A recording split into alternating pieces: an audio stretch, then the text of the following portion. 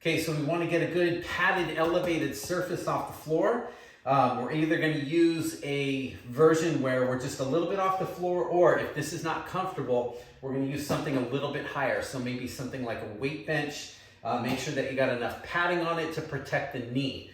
So what we want to do is when we do this stretch, we want to start with the leg out toward the corner of the room behind you. Not straight back, not out to the side, out in a diagonal pattern. The key to this is that we want to feel a good stretch on the inside, the inner thigh, but we do not want to feel any kind of stress or discomfort or strain on the hip joint, okay? It's an exercise where we really want to be careful that we're protecting the hip, but we want to make sure we're able to move through and feel a good stretch where we want it. So elevated surface, all we're doing is we're doing a rock back where we're literally rocking the hips back like you're trying to sit toward the heel on the side that you're kneeling on.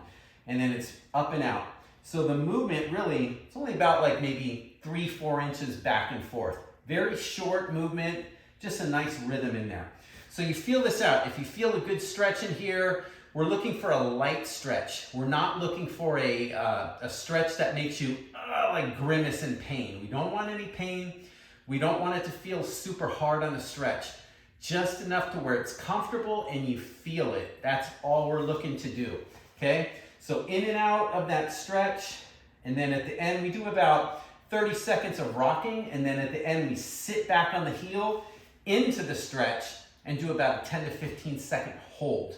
Okay, so that's on the elevated surface. You can modify this by making it higher or lower. Whatever feels best for you is what you want to do. So always keep that in mind, okay? If we opt to use a bench, then it's the same idea. And we just go here, and then again, leg out.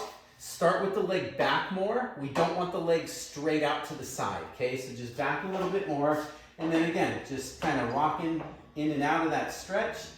Find where you feel it the most, and then that's where you go. Now, you got a couple different ways you can go. Elbows down and move here.